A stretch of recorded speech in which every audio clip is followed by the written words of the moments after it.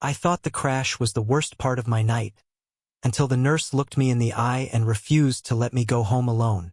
I don't remember the crash itself, just the screech of tires, the jolt in my chest when the airbags slammed against me, and then a ringing in my ears that seemed to swallow the world. By the time I opened my eyes, I was sitting on the curb with flashing lights reflecting off wet asphalt. My car looked crumpled, half folded against a street lamp, and my head felt heavy, as if it belonged to someone else. The paramedics spoke, but their voices were muffled. I nodded to their questions without really hearing them, and then, suddenly, I was being wheeled under a wash of fluorescent lights that made everything too sharp, too white. The smell of antiseptic clung to the air, mixed with the faint trace of coffee from somewhere down the hall. I wanted to tell them I was fine. Bruised maybe, but fine. My pride insisted on it. But then she walked in, and everything in me went still. She wasn't rushed the way the others were. She moved with a steady rhythm, like she'd done this 1,000 times, yet still cared enough to slow down. Her hair was pulled back, though a few strands framed her face. There were faint lines at the edges of her eyes, the kind that only appear on people who laugh often but carry their share of sleepless nights. She looked at me with calm authority, as if she could read the chaos inside my chest without me saying a word. I tried to sit up straighter, but my head spun. She was beside me in an instant, one hand gently pressing against my shoulder to steady me. Her touch was light but firm, a quiet command that told me not to push myself. "Easy," she said softly, her voice low, steady, and grounded. "You took a hit. Let's not add to it." Her fingers brushed my wrist as she checked my pulse, and though the contact was clinical, I felt it in a way that unsettled me, warm, grounding, human. I wanted to look away, but her eyes held mine, making it impossible. There was no judgment in her gaze, only an unspoken reassurance. "You're safe here. I've got you." I swallowed, trying to find words, but all that came out was a hoarse, "I really don't need to be here." She tilted her head, the corners of her lips curving in the faintest smile. "That's what they all say," she murmured, as if amused but not dismissive. Then she adjusted the blanket they'd thrown over me, tucking it near my side like she wasn't going to let me argue my way out of her care. And in that moment, through the sting in my arm and the pounding in my head, I realized something strange. The accident might have left me shaken, but sitting there under her watchful eyes, I felt steadier than I had in a long time. The longer I sat under those lights, the more restless I became. My body ached, sure, but it was the confinement that gnawed at me. Hospitals had always made me uneasy.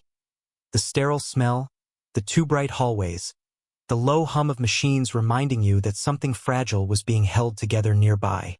I swung my legs over the side of the bed, testing my balance. My head felt heavy, but I told myself it was nothing a strong cup of coffee couldn't fix. I just wanted out of the gown, out of the room, out of the vulnerability of being watched. She noticed immediately. "Where do you think you're going?" Her voice was calm, but there was no mistaking the authority in it. I tried to shrug it off. "Home. I'm fine. Just a little shaken. That's all." I started to stand, but before I could straighten, her hand pressed against my shoulder, holding me in place. It wasn't forceful, not really, just enough pressure to remind me she was in control here. Her palm was warm, steady, and I felt an odd spark of security from it, like my body recognized something my mind didn't want to admit. Her eyes narrowed slightly, not unkindly. "You can barely stand without swaying. You're not leaving here on your own." There was a firmness in her tone that made me want to argue, yet part of me respected it. Too much, maybe. "I don't need a babysitter," I muttered, though the words lacked the conviction I wanted them to have. Her hand lingered for a beat longer before she let go. The absence of it left a strange hollow in the air between us. She crossed her arms, not in irritation, but in a way that made it clear she wasn't going to back down. "Young men always think they're indestructible," she said, shaking her head faintly, a trace of humor slipping through. "But I've seen too many of them collapse the minute they step outside. And I won't be responsible for that happening to you." I looked at her then, really looked, The lines of her face weren't harsh. They carried both experience and gentleness, a balance that made it impossible to dismiss her. She wasn't speaking out of protocol alone. There was something else in her eyes, a flicker of concern, quiet but undeniable. I leaned back against the bed, defeated, though I tried to mask it with a sigh. She smiled just enough to let me know she'd won this round, then pulled the blanket up again, smoothing it over me with a small, deliberate care. "See," she said lightly. "Not so bad staying a little longer." Her fingers brushed against my arm as she adjusted the fabric, and I couldn't help but feel the warmth of her touch linger, echoing long after she stepped back. I wanted to leave. I told myself I was ready. But the truth was, the more time I spent under her watch, the less I wanted the night to end. Time moved strangely in the hospital. I couldn't tell if it had been an hour or 10 minutes when she returned, carrying a small paper cup of water. The fluorescent lights buzzed faintly overhead, and the hallway outside had gone quieter, the rush of voices fading into distant echoes. She set the cup on the tray by my bed, then pulled the chair closer and sat down. Not rushed, not hovering, just present. Caught me off guard. Nurses didn't usually stay, at least not in my limited experience. They checked vitals, offered quick instructions, then disappeared into the blur of other patients. But she lingered, as if she had decided I was worth a few extra minutes. "Drink," she said simply, nodding toward the cup. My hands trembled slightly as I lifted it, though I tried to hide it. The water was lukewarm, but it soothed the dryness in my throat. She watched, not with impatience but with the quiet attentiveness of someone who noticed details others overlooked. "You're not from around here, are you?" she asked after a pause. Her tone was casual, but the question surprised me. I nodded slowly. "Just moved a few months ago. Still getting used to the city." She smiled faintly, folding her hands in her lap. "That explains the empty look in your apartment. I can always tell when someone's new. There's a certain restlessness about them." I chuckled under my breath. "Guess I'm not hiding it very well." "Don't worry," she said softly. "It fades. Eventually this place will start to feel like home." Her voice carried a kind of calm certainty that made me believe her, even though I'd been struggling to. There was something grounding about her presence, as though she'd weathered enough storms to know that roots always take hold, no matter how foreign the soil at first. I found myself studying her face in the low light, the faint lines near her eyes, the way her lashes cast shadows on her cheeks when she glanced down, the natural grace in the tilt of her head. There was strength in her, but also a quiet softness she couldn't completely hide. She noticed me staring and raised a brow, but didn't call me out on it. Instead, she reached forward to adjust the blanket again, tugging it lightly so it covered me better. Her hand brushed against mine in the process. It was a fleeting touch, maybe accidental, maybe not, but it lingered in the space between us, charged with something neither of us named. I didn't pull my hand back. Neither did she, at least not right away. For a heartbeat, it felt like the world had slowed down, like the antiseptic smell, the beeping monitors, the white walls had all faded, leaving just the two of us in a quiet, suspended moment. And when she finally did withdraw, I felt the loss of it more than I wanted to admit. That's when it hit me. I didn't want her to leave my side. Not yet. The hospital had grown quieter as the night stretched on. The echo of footsteps in the corridor had faded, and even the machines around me seemed to hum more softly, as if they too had grown tired. My body ached, but my mind was restless, caught in the strange pull of her presence. She came back after what felt like hours, though it was probably much less. This time she didn't bring anything with her. No charts, no water, no supplies.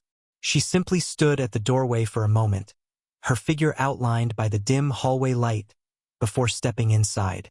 "You're still awake," she said. I gave a faint smile. "Hard to sleep when everything smells like bleach." That earned me a quiet laugh, low and warm, the kind that softened her entire face. She moved closer, her steps unhurried, and leaned against the counter near my bed. For the first time, she wasn't performing a task. She was just there. The silence that settled between us wasn't uncomfortable. If anything, it felt charged, alive.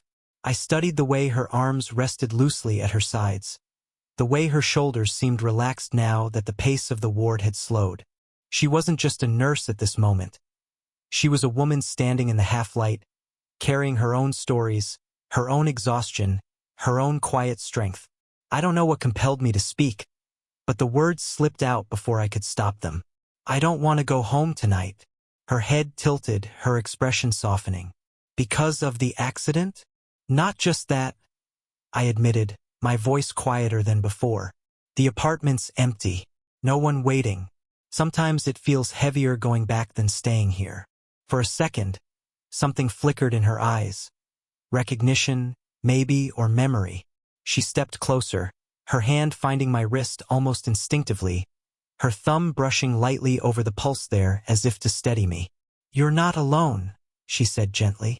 "Not tonight." The words carried more weight than she probably meant them to. Her touch was supposed to reassure, but it did more than that.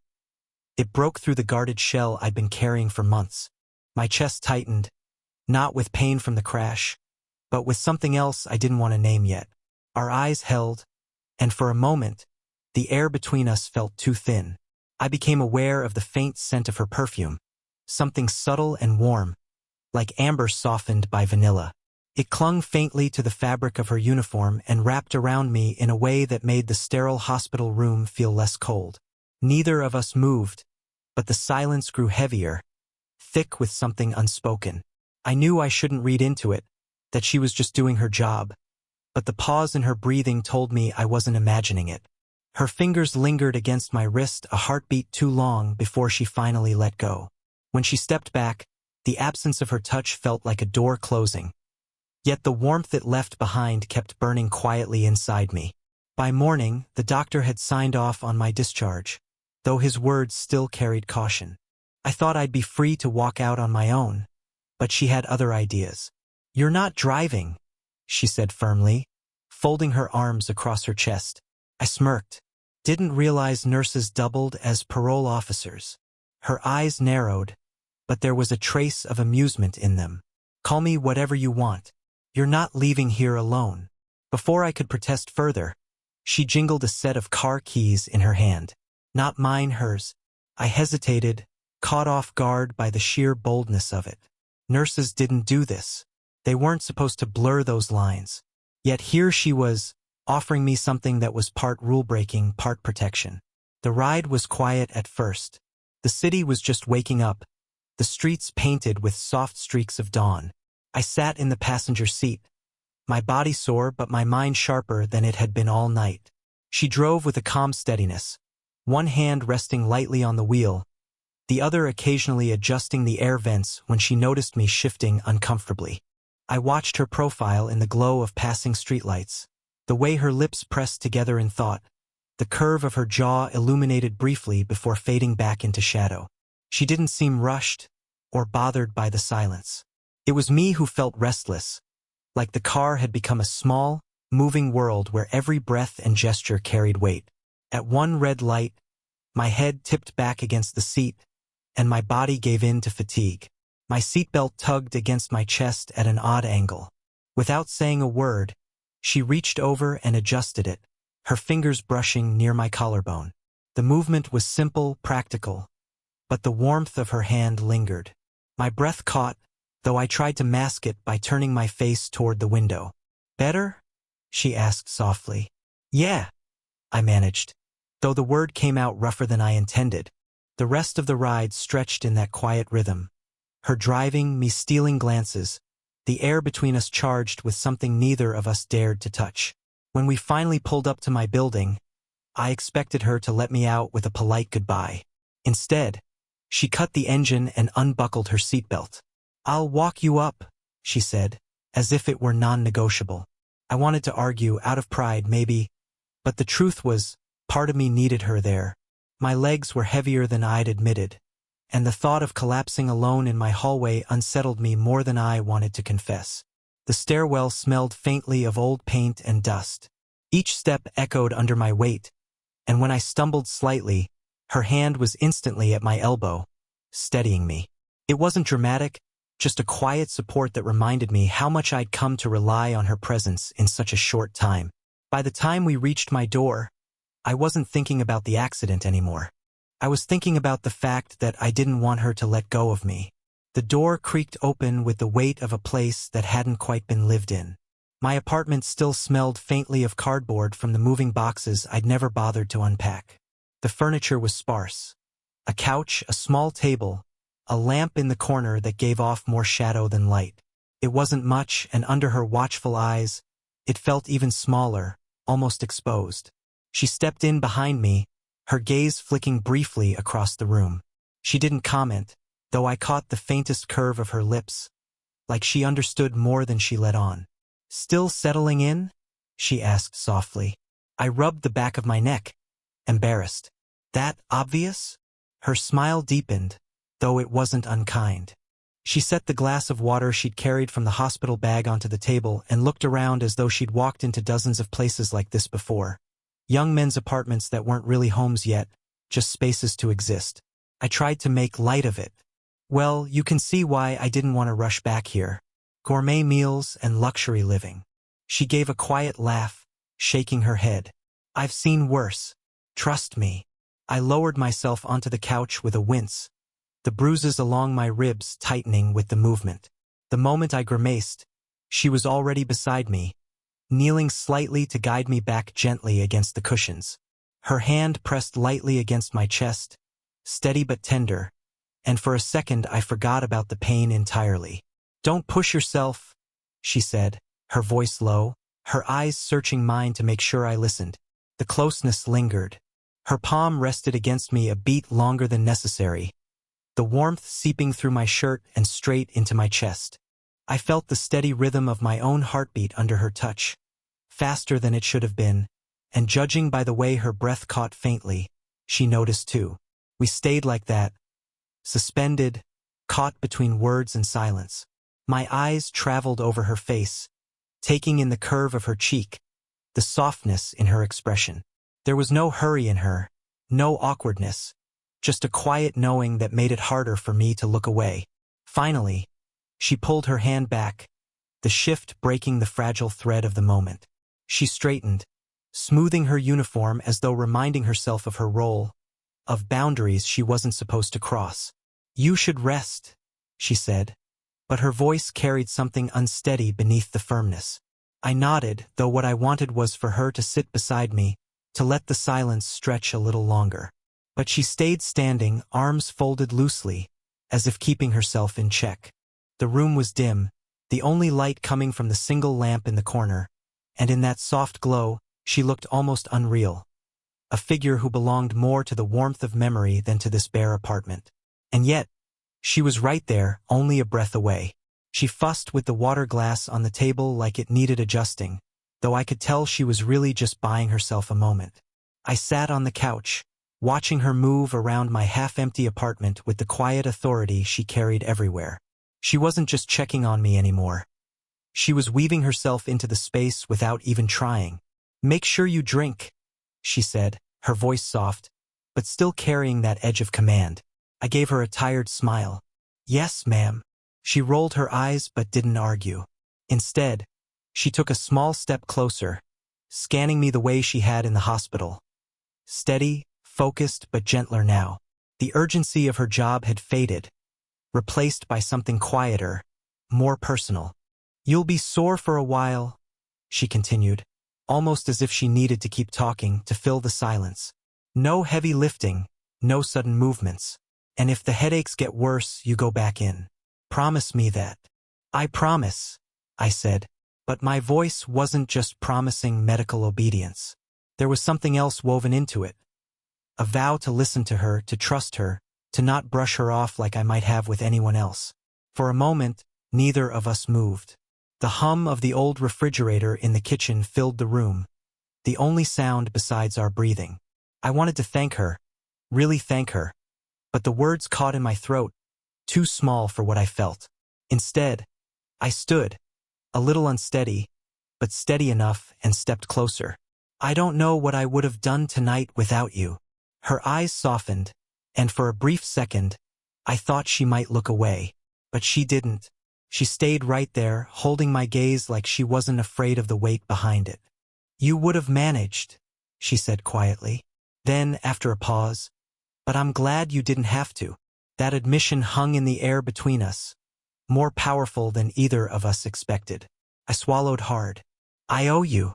She shook her head, stepping closer. "You don't owe me anything. Just take care of yourself." Her hand lifted almost without thought, fingers brushing against my forehead where a strand of hair had fallen loose. The gesture was so simple, so ordinary, yet it stole the air from my lungs. Her touch lingered, the pads of her fingers featherlight against my skin, and for a moment, it felt like the world had narrowed to just that. Her hand, my heartbeat, and the unspoken truth passing between us. When she finally pulled her hand away, her smile was faint, almost wistful. "I'll check in tomorrow. Make sure you're still in one piece." I nodded, unable to hide the way my chest tightened at her words. At the door, she hesitated. Her fingers rested on the knob, but she turned back one last time. Our eyes locked, and though she didn't say anything else, everything was there. The warmth, the restraint, the possibility. Then she opened the door and stepped out, leaving the apartment quiet again.